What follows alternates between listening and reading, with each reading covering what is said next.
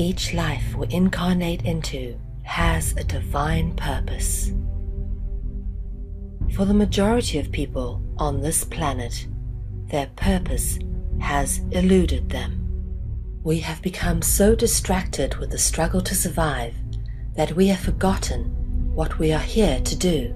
In alignment with the sacred laws of nature, the ultimate purpose of all existence is to create and evolve. We certainly do not incarnate into life with the intention to destroy. And yet, we have come to live in a very destructive world. As a result, there are many out there who feel lost or adrift, whilst knowing deep down inside that something is very wrong with their reality.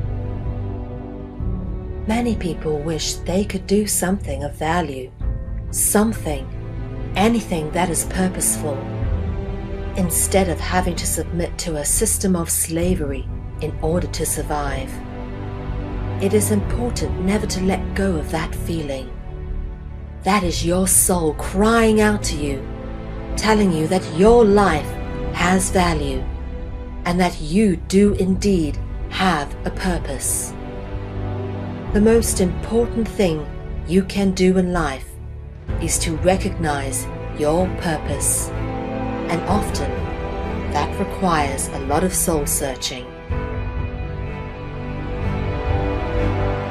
Life indeed dishes out some pretty tough challenges, which will either move you closer towards your purpose path, or will give you great training for when you finally realize what it is that you came here to do. But more often than not, the very clues about your life's purpose are hidden in plain sight, woven into the very fabric of our existence. But we are so easily distracted by irrelevant details that don't really matter, that often we miss the very obvious right in front of us.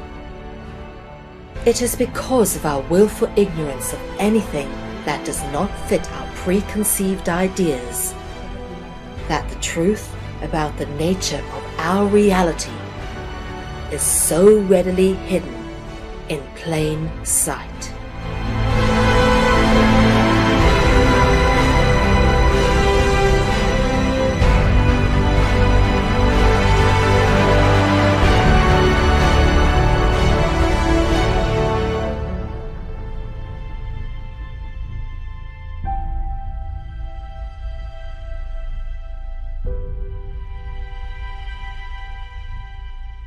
This is a very deep and personal journey, which has come to be expressed in many aspects throughout my life. This is not just an attempt to retell a bunch of research and pass it off as my own, for I am very grateful and openly acknowledge all the many wonderful people that I have been given the opportunity to work with and to learn from in order to get to the point where I've come to know what I now know. This is a journey I was always destined to go on, and likewise, how I have come to know this information forms as much a part of the story as the information itself.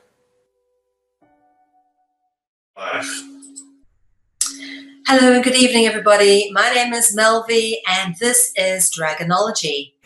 Tonight is episode 10, and today is the 28th of May, 2015. It's 9 p.m. in London and Morocco, 10 p.m. here in Central Europe and my home country of South Africa, 4 p.m. in New York, and the next day in Sydney. Thank you to all of you who have tuned in, and for those who have been keeping up with the previous episodes of Dragonology, you'll be fully aware of all the elements of etymology and philology and symbology and every kind of ology you can imagine that we have been covering over the course of the series. And it's been quite a journey, and I want to thank everybody who has been following along. There's a lot of diligent and dedicated students who correspond with me daily about their word discoveries, and it's truly a blessing to see get these long essays, long letters from lots of different people. How excited this whole genre of information has made them. They've really seized it and kind of started digging in and finding things and bringing things to me. And it's a wonderful community of sharing and interaction. So thank you to all of those who do continue as diligent students to watch every episode and who continue to write in and share all of your word and symbol discoveries. Please do continue to send all your stuff in because I'm still on the path of learning as well. And chances are that if you found that I may not have seen it. So we're all teaching each other here. And with that, I'm going to go on to a little bit of a recap of what we've been doing over the last few weeks in terms of the etymology, just in case anybody's missed out. Sorry if this is a bit boring territory for those of you who have been learning the whole serpentine dragon etymology aspect that really co-creates and interweaves into our reality through our language and perception and thought. But for those of you who haven't seen this, this is really a case of trying to keep each episode all-encompassing. So we do a bit of a recap. And for those that have, it's good just to build on the information you already have, which is why I guess I mainly do find this an interesting thing to do and of purpose. Okay, from the very top. Now, of course, before I get started, you notice it is in purple. Everything to do with dragon or serpentine etymology or dragon root words. We try to keep them purple because those born of the dragon bloodline are considered to be purple-born or porphyrogenitus. So this is why we specifically code in purple. And it also happens to be one of my favorite colors. But yeah, so at the top we have the or, which is the most common serpent dragon root. And this would, for example, transliterate into the O-U-R, as in the word court or Ouroboros. And then, of course, the word A-R, that all transliterates into each other. And that would be, for example, the root of art or archangel. And then we've got the orf root word, which has the O-R and then the P-H, which in ancient Greek would have been the phi sound. And that then transliterated into Ophi. The R kind of got missing a bit, but most common root is actually the O-R. The vowel sound at the after the phi has transliterated, and most vowel sounds are usually interchangeable with each other, as you can see here. Oh, I beg your pardon. As you can see here, we've got the I transliterates into the Y, which transliterates into the O, which transliterates into the A. Now, if you take the last three letters or characters over here on the O-P-H-A, you take it to the next line, it forms the first three letters of the god Fane or Fanes, which transliterates into pain, as in you feel physical pain or window pane, both from the same root. Phantom, of course, comes from the Fane root. Then Fae and Fairy. Then we've got the Pala Para Pio triad, and we're going to spend a lot of time tonight going through this one. We've been through this extensively, the Kolo, Kolu, Kula, Kulu, Kali. We're going to focus tonight on the Kali, Kali aspect of this particular group of serpentine root word sort of collectives.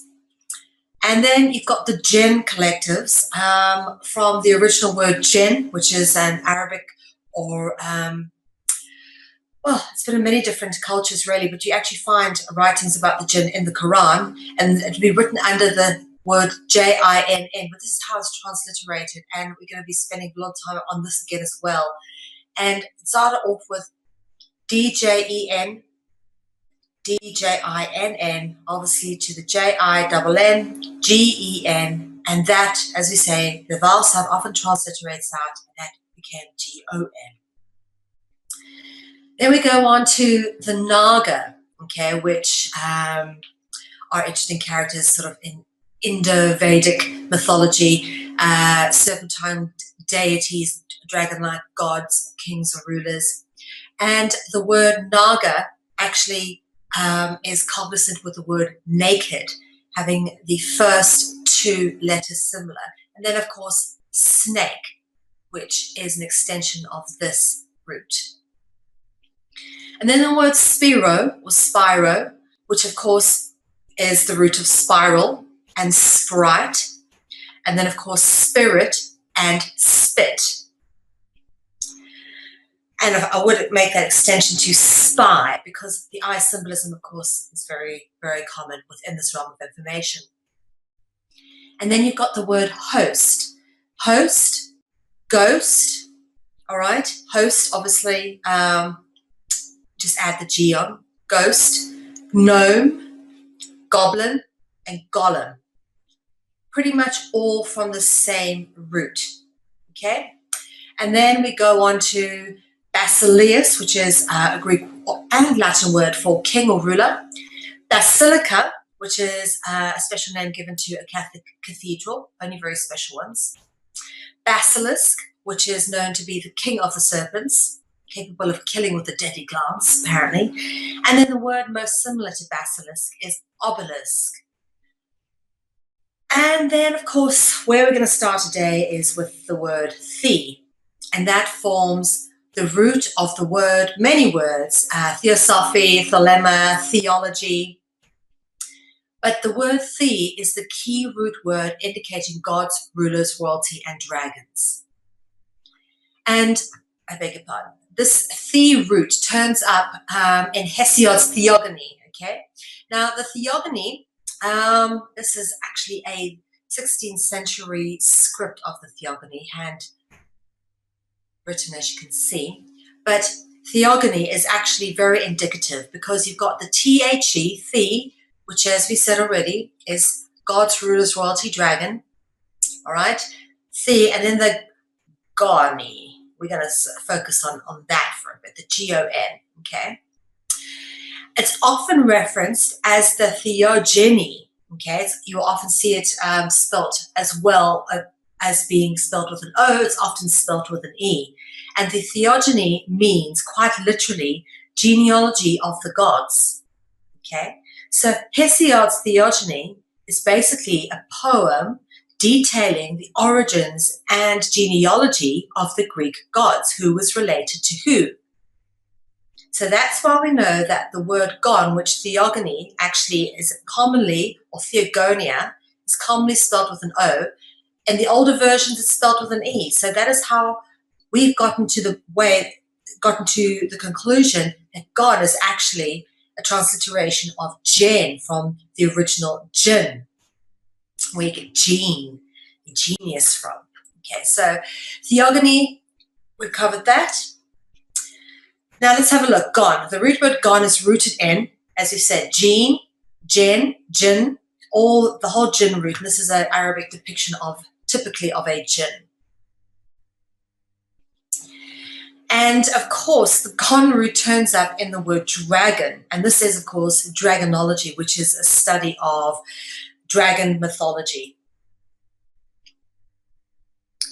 The word gon is also found in some interesting associations, and we've already covered off a few of them in the intro to the etymology series this evening.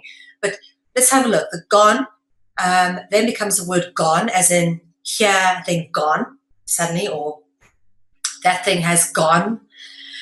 Go, which is another shortening of gone. It's actually a more direct verb to go. Gone is a bit more past tense. Go is, I'd say, the present tense of gone. And then ghost, which I would say is a very clear extension of go. And then host, which is ghost without the G. That's interesting that you have ghost and host so similarly spelled, because one of the things that you find being quite often linked in movies and stories with ghosts, of course, is possession and exorcism and stuff like that. You'll have a living human being a host to an entity that isn't the original spirit in the body. So this is interesting that it ties closely in with the word ghost. And try to also conscientize what we've said about go and gone, what their actual meanings are. So to be here and then to be gone, because that theme comes up again and again and again, like a ghost can be here and then can be gone suddenly. So from, as we said, gone to the gone with an E, go, ghost. From the root gone, we've got gone, go, ghost. And the words familiar to this, as we've already discussed, the words appear and disappear. Disappear is similar to gone. Something is gone, it may have disappeared. Okay, and then it may reappear or appear. Okay, very interesting. So that has a similar to meaning. Gone has a similar meaning to disappear. All right, go as well, disappear, go, disappear. And then the word theophany has the THE root word and then the phane root word. It can also be theophania. There's also someone known as Saint Theophania, Theophania in Christian mythology. But a theophany is the appearance of God or the appearance of the Lord. So that's typically what a theophany is described as. And of course, with a phane root word indicating phantom, or typically what is a phantom able to do? A phantom is much like a ghost. It has the ability to appear and disappear. So the word ghost is synonymous with spirit. And the word spirit originates with the word spiro, meaning dragon. The word spirit is synonymous with the words ghost and phantom. And I'm sure you can start to see all the interlinking pieces coming together now.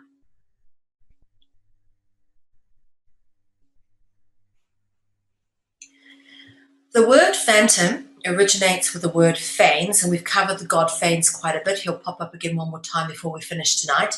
The god Phanes, usually with a serpent wrapped around his body, are often depicted as somewhat androgynous, wings, and a cosmic egg in this particular depiction.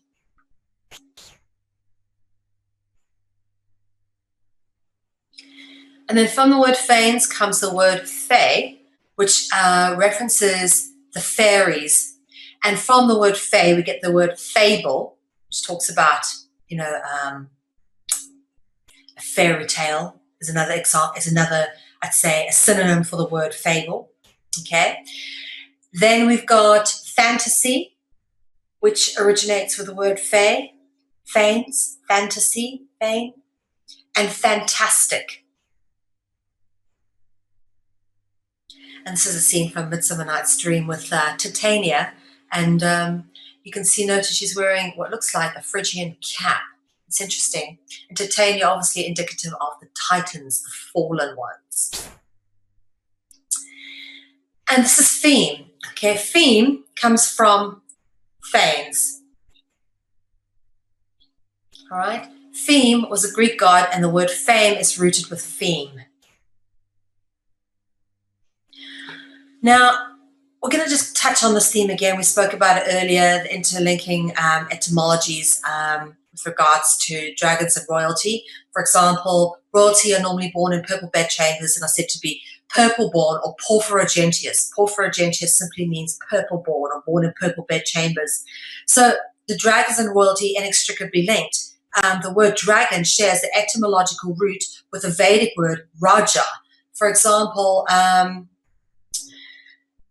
the J and the G are interchangeable in sounds. For example, the G can sound like the J, like the word Raja here. It can have the same J sound for the word George, which is typically spelled with the G, or in Spanish it's spelled with the J, but then it's actually articulated as a sound, an H sound, which would be typically what that would be with a J in Spanish. But what you've got here is Raja, okay, which would typically be, if you had to translate some to be with dragon, it would be that root there, the R-A-G would fit into here, Raja.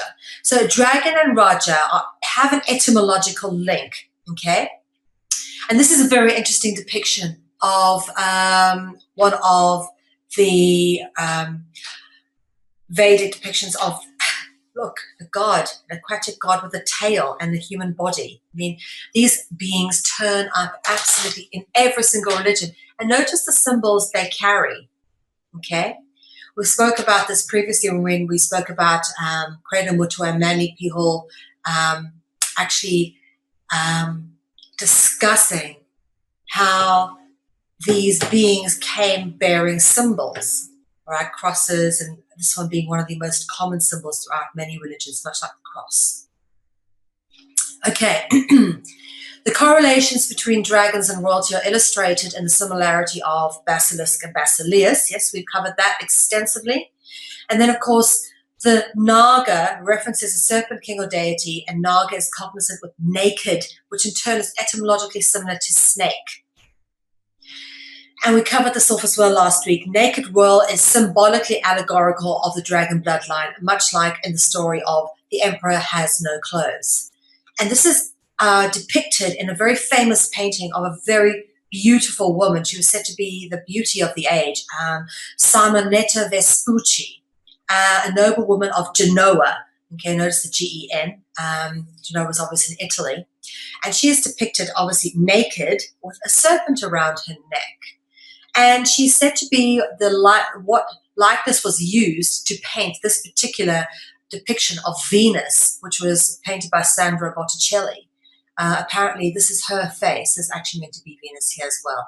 But this is her face that inspired this particular painting. And, of course, the nakedness, obviously, all indicative of snake or serpent. So dragon root triad, we've dealt with this one a lot. We're going to deal with it some more tonight. The Pala, Para, Pio root. Let's have a look at Pala.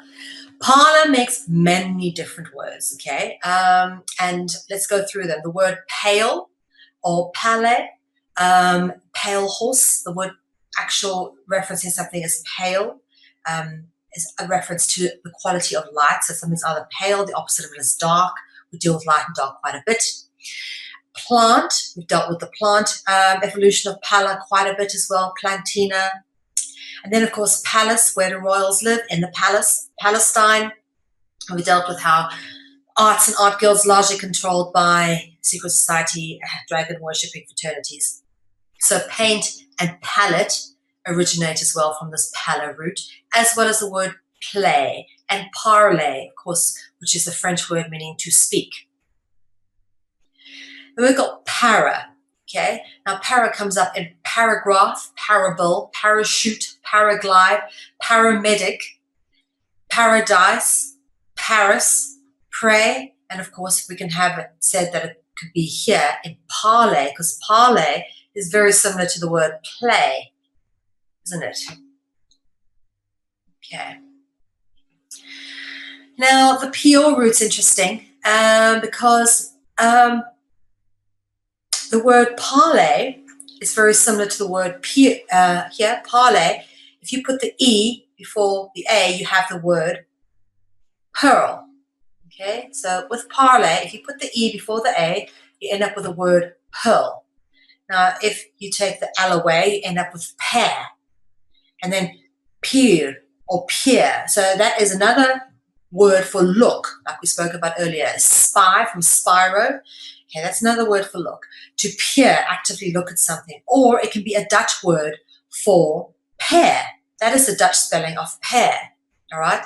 And then here's another spelling for pear, typically French, pere, or pear, or actually if you use if you talk about many pairs, you talk about pieren. That would have an N at the end in Dutch. So pieren would have an end there. And then, of course, this transliterates into peri, per, and pier, which can also be a thing that you walk out and into the ocean. The word pier, and spear, which is pair with an S at the beginning, spear, which also is indicative of the root word spiro. So peri. Who are the peri? Those known as the peri are a race of fallen angels born of Iblis or Iblis, the Persian Arabic version of Satan, and that's a depiction of the peri. Now, this gets really interesting, and I don't know why I felt the need to put this in, but I just couldn't get over how connected dragons, sauces and condiments, inextricably linked. Okay, so dragon sauce are the obvious one, of course, being you find sauces with all things Chinese, and of course all things Chinese are normally related or themed with dragons. But you actually do get a really hot sauce called dragon sauce because it's, dragon fire. But what's interesting to notice is you get something called peri peri, which is this guy here, the race known as the peri. Okay, so the food marinade or condiment known as peri peri is usually of the nature of being fiery, hot, and spicy. The name peri peri is a reference to the heat of dragon fire, which gives this condiment or sauce its distinctive quality. And you won't believe it as well, but mustard is also, funny enough, inextricably linked with dragons. Mustard's been historically linked to dragons, actually here in Holland and in France. We'll deal with the French one first. Mustard, Dijon mustard. Okay, mustard was very big here in Europe, and it still is. English mustard, the English use a lot of mustard. You get French mustard, you get Dijon mustard.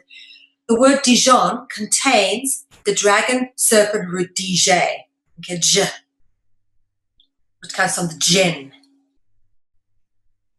The DJ is represented as a resting cobra in Egyptian hieroglyphics. Okay, you'll see it like this, and you'll notice it over here. There we go. There's the resting cobra. That's the J sound, and it normally indicates royalty. The English transliterative DJ originates from the word jinn, or jinn, as we've already been through, or G-E-N, as in gene. Okay, and that's a jinn with a human sacrifice over here. Has horns and wings. And as I said, here in Holland, you can't get away from dragons being connected to things.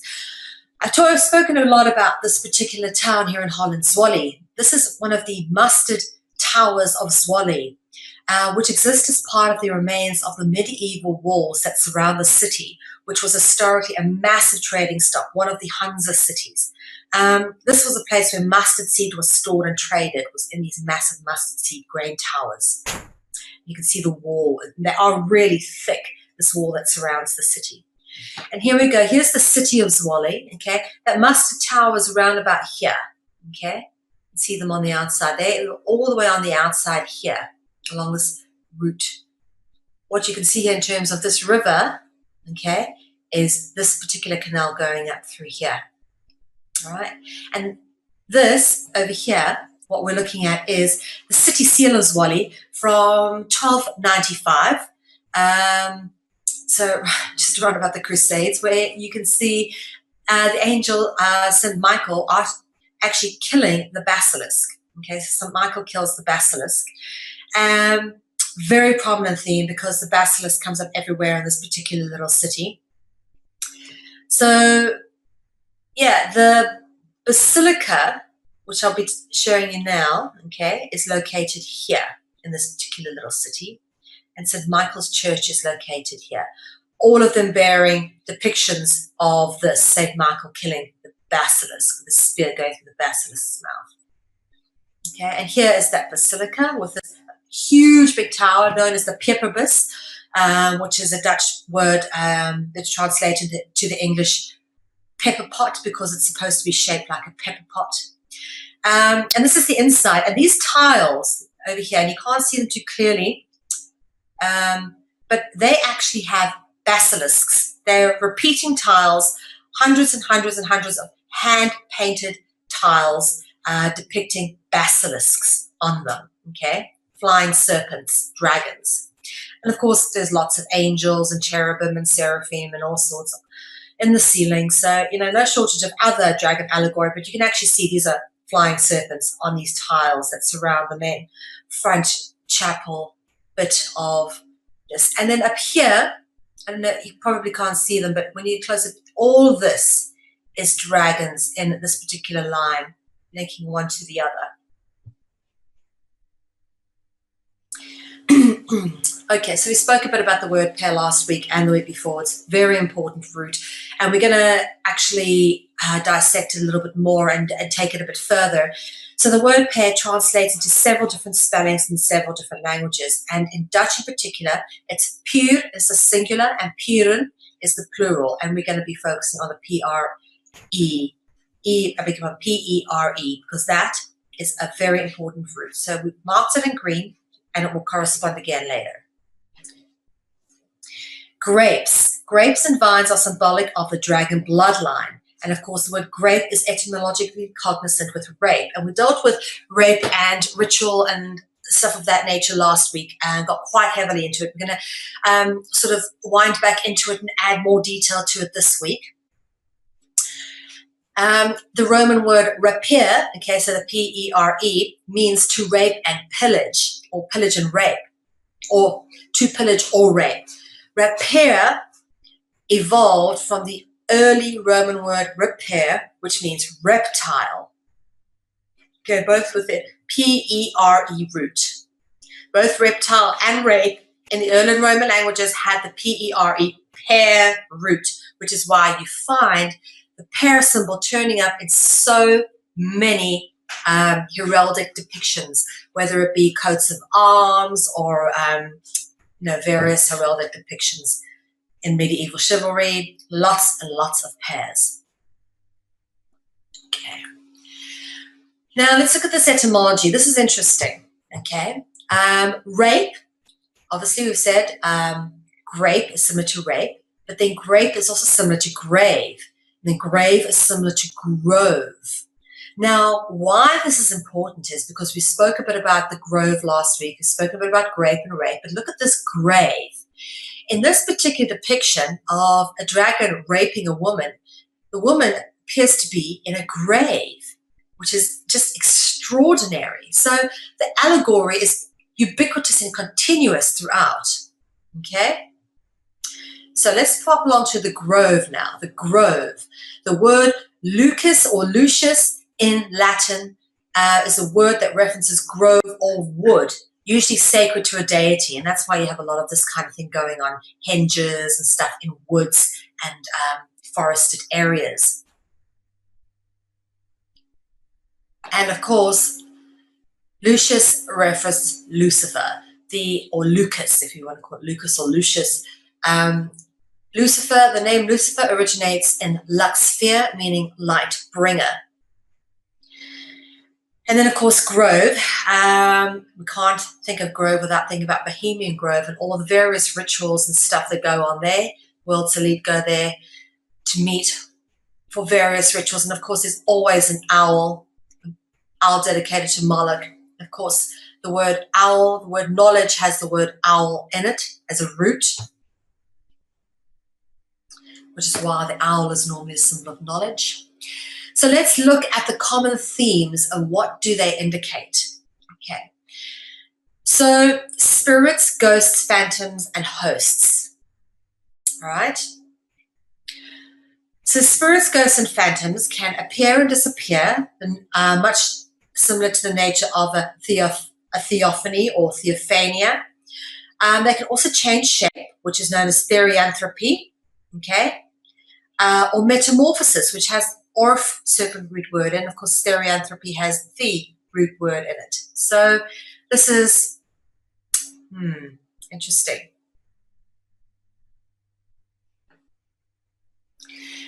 Exorcism. Okay, so we look at these words: spirit, ghost, phantom, host. The host being possessed. Someone who's possessed is a host of a spirit. Okay, a ghost, an unwanted phantom or entity. Okay. And we'll go on to tell you what those entities are called now. Notice it's called an exorcism. I used to think it was an exorcism with an E, like you exorcise the demon out of there, but it's actually with an O-R-C for a very good reason.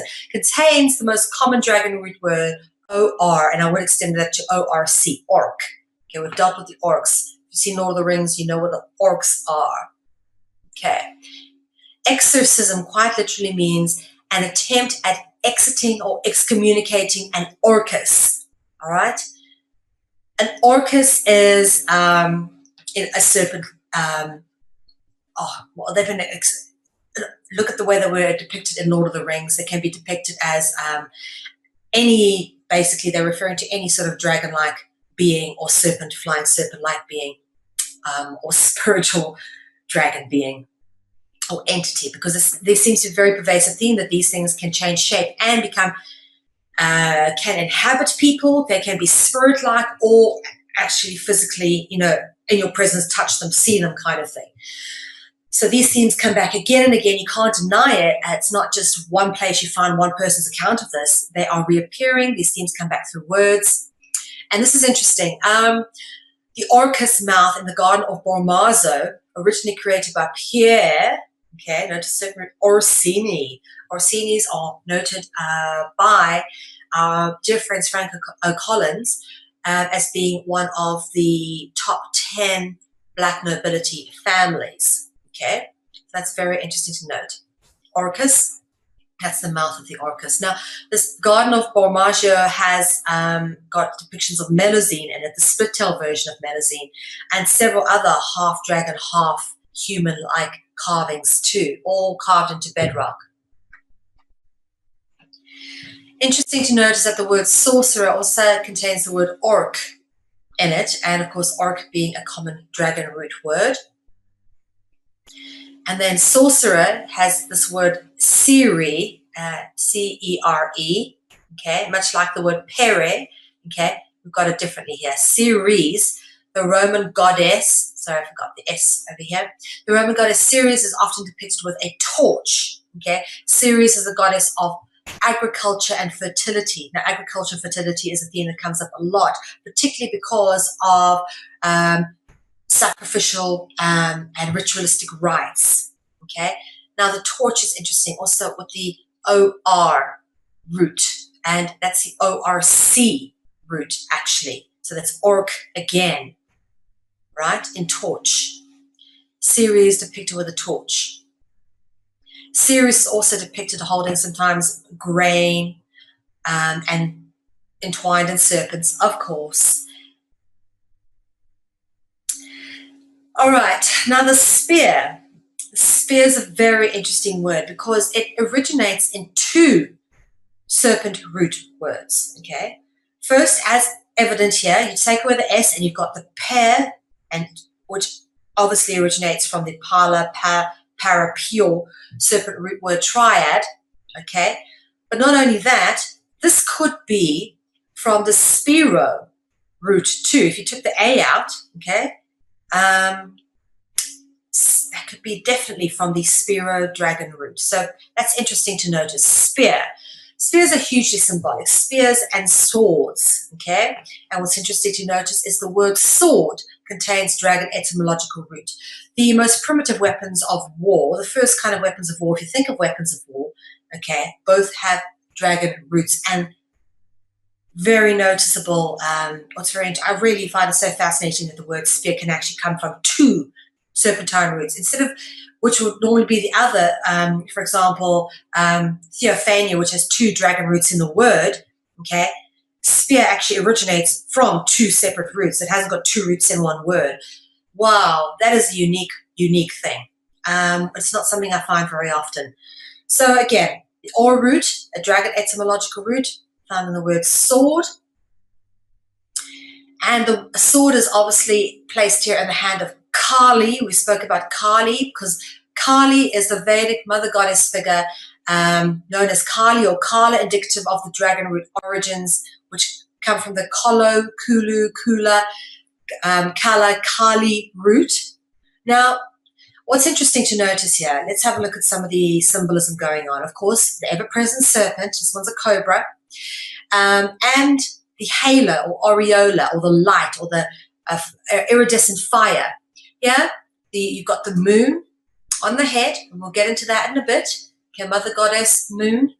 But what the head and the sword represent is the sword represents wisdom or enlightenment, which is a common theme, we cover it off. And this represents the ego, okay? Sword and enlightenment cuts off the head of the ego. Isn't that interesting? So we climb into this theme a bit more through the word allegory. Let's have a look. The word sword transliterates into the word, because just take the S away, you have word into world, and world, we have Lord. Interesting, isn't it? So let's have a look at some of the English and Dutch transliterations, because they put out some very interesting themes and connections. And I am actually living in Holland at the moment, and my husband is Dutch, so this is first-hand knowledge for me. In English, a sword is obviously spelled S-W-O-R-D, but in Dutch it's spelled Z-W-A-A-R-D, okay? And it said zwaard, okay? Now, zwaard, okay, is very similar to the Dutch word for black, which is swart.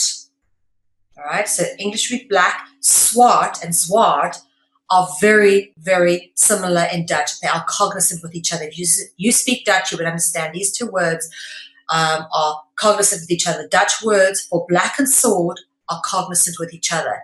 So black or dark or night with a K. All right, so let's look at where the word night comes from. Nyx, the Greek goddess Nyx, is also known as Nox, Newt, and Night. The moon goddess over the years, okay, so basically Nyx was the original moon goddess, okay? Nyx is the goddess of darkness and night, which is why she's depicted with the moon. And much like the goddess, over here, Kali also got a moon, very common depiction on the head, yeah? So we got Nyx with the moon on her head, goddess of dark and night, evolved to be represented as the archetypal moon goddess, also known as the Roman goddess Luna. Now, Luna, we're commonly understood as referring to the moon, okay? Luna is a reference to the moon. You talk about lunar cycles, you talk about the moon cycles. The representation of the moon goddess was commonly known by the ancient Greeks as Selene. Now, the L-E-N-E is what happened to Luna, all right? They are the same root, Lina and Luna. As we say, the vowel sounds transliterate with each other, and they share a common root, Selene and Luna. Selene again here, shown with a torch, shown with a moon, and shown with this piece of fabric billowing around her, which we're going to get into in just a minute. Don't forget that piece of fabric billowing around Selene. That becomes important. All right. One more moon goddess. That was probably the most common one, Hecate, commonly referenced as a moon goddess.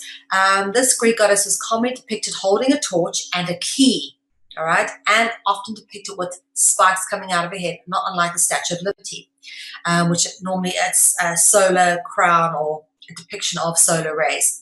She's often depicted in triple form with one likeness holding a serpent. So you can see there's three faces there, okay, Hecate's triple form.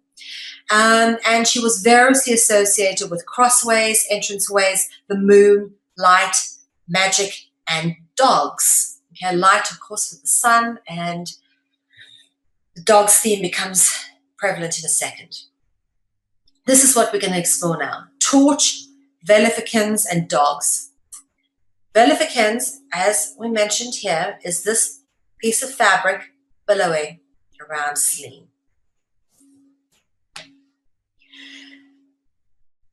First off, the torch, okay? The torch contains the dragon root word or, all right? In fact, orc. Many gods are represented holding a torch or an orc. That's what the torch is meant to be. It hides the word orc, okay? The torch is a symbol of light, enlightenment, illumination, the Illuminati, or sacred knowledge. So what did we say here? That Hecate is a symbol of light. Okay, so the themes all tie into each other. Good thing to notice is that many of the pantheistic gods hold torches. Here's one of Mithra with a sword in one hand, as we've already spoke about, sword very common with these gods, and a torch in the other. Here we've got Phanes with a torch. Yeah, and a serpent wrapped around him. Oh, notice Mithra over here with a Phrygian cap on. And of course, the Statue of Liberty with the spiky headwear, much like the goddess Hecate. Okay, and then of course the light in the form of the torch. The Statue of Liberty is originally based on the moon goddess Selene and was given to New York by French Freemasons. So let's look at the Velificans. Okay, clearly this is a multi-layered symbolic allegory. Okay, this Velificans, or Velificatio as it is known in Latin. This is depicted as a billowing garment. It usually surrounds a deity or persons of the dragon bloodline. The Velificatio plays the same role as a halo, aureola, or crown. Okay, see it in this. This is found in the Villa of the Mysteries, which is a very well-preserved Roman villa just outside Pompeii. It was covered in ash, but once all the ash was cleared away, everything was still preserved, including these full-color wall frescoes. Beautiful pictures in there. Okay, so Velificatio, let's have a look. Veli transliterates into veil. Veil means to cover, hide, or reference to the occult. Because if you know, the word apocalypse means to unveil, uncover. So that veil means to cover or hide. And the second word, fissure, okay, as in series, okay, series, we covered that root there. Fascia or fascio are all etymological roots of the term that's known to us as fascism.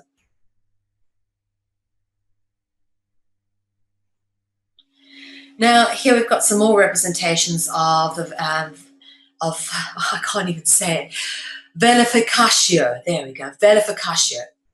Velificatio. Over here, we've got another one here. But what's interesting to note in this particular depiction is we've got a dragon, bull, and a swan, all very commonly always depicted as representatives of the dragon. We'll go on to the bull symbolism as a dragon god in a second. And here's some more depictions of the Velificatio. This one's over Neptune. This is a Roman mosaic, and you can see his horses are depicted as hippocamps. Okay, so Neptune and Pluto as well. You can see he's got Velificatio around him there. All right, we spoke about the dogs. Dogs are a common theme associated with Hecate, okay, much like the themes of light. So the theme of dog gods are common in ancient Egypt. The god Anubis was considered the god or lord of the underworld and is normally depicted as a jackal or a dog. Anubis was replaced by Osiris as god of the underworld, and Osiris is normally depicted as the opposite of Horus, and or it can be said that Osiris is, another incarnation of Seth. I won't get into that, but you can see that there is depicted either green or darkly colored. It's interesting. Now, Sirius, okay, Osiris, Sirius, Osiris and Sirius are cognizant with each other. Osiris etymologically cognizant with Sirius, all right? And Sirius, of course, being the morning star, brightest star in the morning sky. And it's normally just below Orion's belt, points directly to Sirius.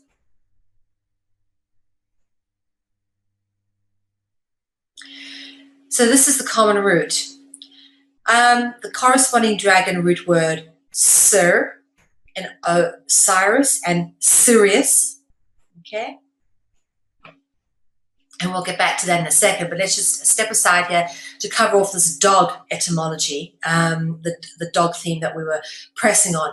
Werewolf. A werewolf is typically thought of to be therianthropic or shape-shifting. There's that theme that comes up again, able to shape-shift, and is often associated with the full moon. Moon symbolism again, mother goddess symbolism. The Dragon Seed, I reference this book plenty, a huge resource for me in this work, by Nicholas de Vere von Drakenberg. Okay, he's a prince And extracts, and this is a book that has extracts and observations of the houses of Veer, Weir, and Collison. All right. Now, Veer and Weir are etymologically cognizant with werewolf. Okay, werewolf. All right. Werewolf. That is where that word comes from. So that is how, again, the dog theming tying into the dragon. Now back to the sir, okay? Beg your pardon.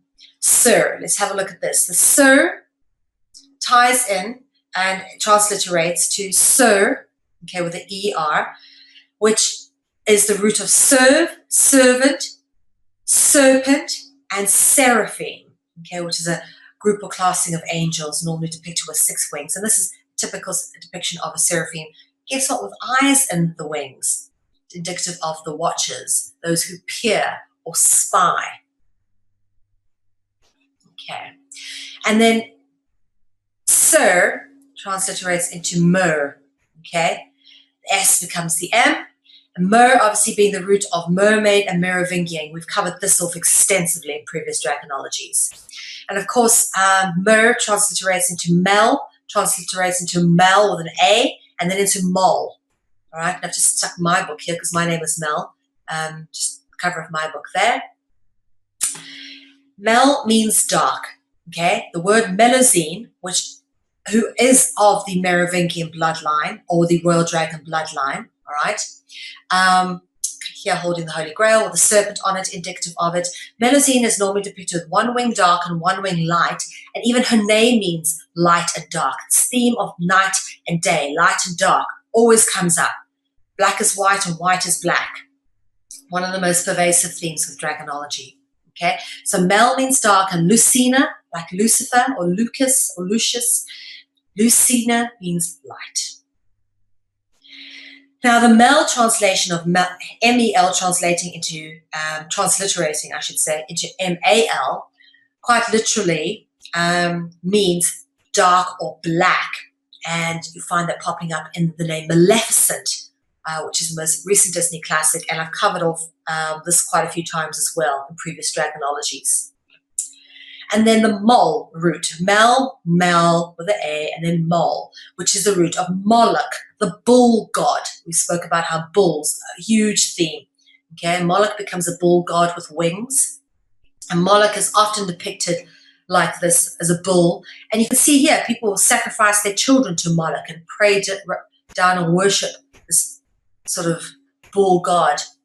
Okay, and Moloch again is often represented as an owl as well, as you see in Bohemian Grove. That is supposed to be a representation of Moloch, that big 200-foot stone eagle or owl they have.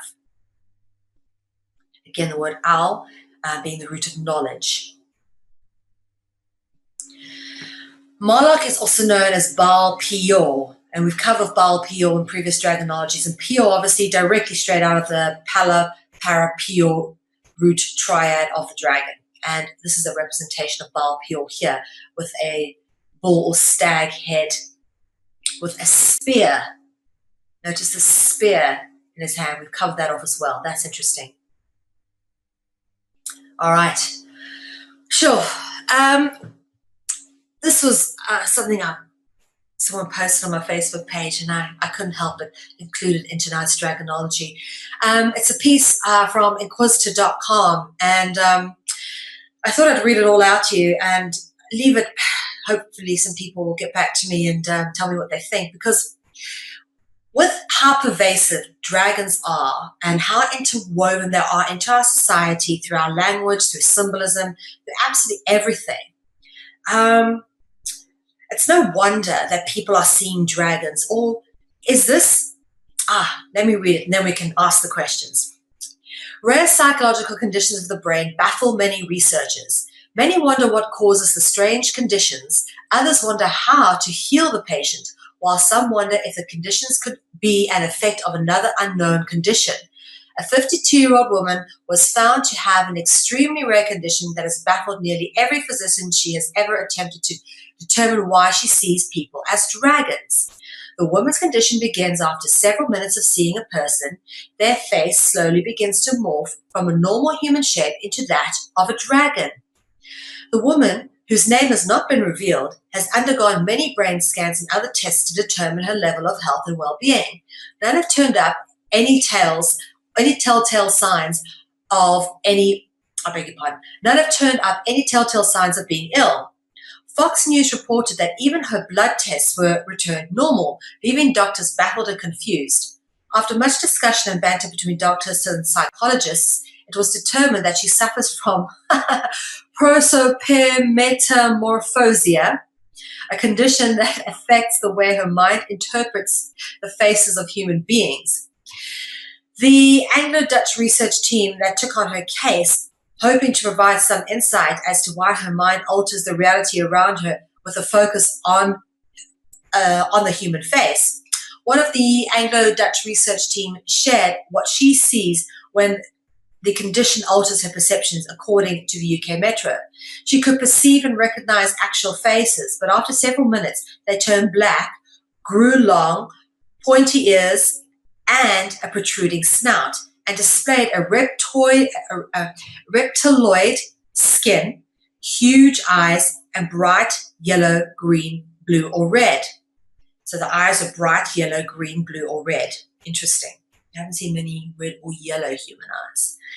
The woman has seen dragons her entire life, which makes the condition seem rather normal to her. It not only affects her while looking at human faces, but human-like items as well, such as power outlets, images on a computer, and more. She saw similar dragon-like faces drifting towards her many times a day from the walls, electrical sockets, or the computer screen, in both the presence and absence of face-like patterns. At night, she saw fat, dragon-like faces in the dark. Although the woman will suffer from this disorder for the rest of her life, psychologists from the Anglo-Dutch team have managed to prescribe an anti-dementia medication called rivastigmine or something that stops the hallucinations and rids her life of the dragons that have taunted her since childhood. Interesting. Now, one has to wonder, since there's nothing wrong with this woman, they can't find anything wrong with the tests, everything comes back normal, is she hallucinating, or is she actually seeing something into another dimension that the rest of us can't see? And since this has affected her whole life and will continue to affect her whole life and is part of her everyday normal life, and she functions perfectly well, doesn't seem to make her unhealthy or anything, and there seems to be such a huge research team that surrounds this. I mean, an Anglo-Dutch research team about one woman who just has visions. She could be making it up for all we know, okay? But she's not. There's a research team that's actually involved in this. That means that this is a real thing. There's people interested enough to actually send a research team out to look at it. Wow, interesting. I think that this says a lot without saying too much. And I think this woman could be seeing more than what the doctors are willing to acknowledge. Perhaps she's seeing what's really there, other dimensions. Interesting. If anyone is interested in helping realize the project, which is the Encyclopedia of Dragonology, please sponsor and support the release of this massive body of research in full color book.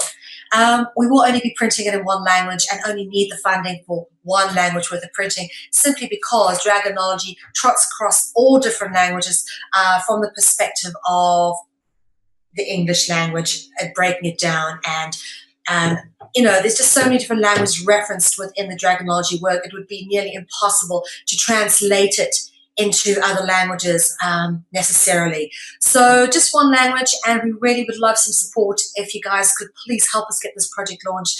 We want to get this printed up in full color. We've had huge demands for this work, but as yet we haven't been able to realize this project in terms of publishing.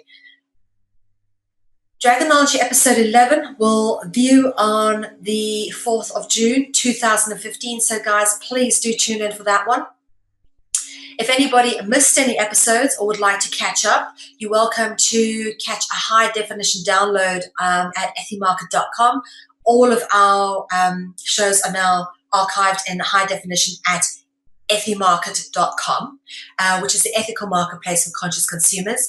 And you'll find all the shows from Conscious Consumer Network archived at ethymarket.com. Each high definition show costs €5 per download. You can, of course, get them free in standard broadcast quality from YouTube, because we believe information is a common heritage of all beings and would never deprive it to anybody. So we make the YouTube archive available in standard broadcast quality. And if you want a high definition version, you can go to ethymarket.com and download a high definition version of the show for €5. Or alternatively, you can become a monthly pledger for €10 a month and get unlimited access to all of Conscious Consumer Network's regular broadcasts and live shows, which are archived. We've got over 25 shows a week in multiple languages. So guys, please go check out consciousconsumernetwork.tv and do please donate to us if you can. And as always, we thank you for supporting free and independent media. And we will see you for Dragonology next week. From me, Melvi, take care.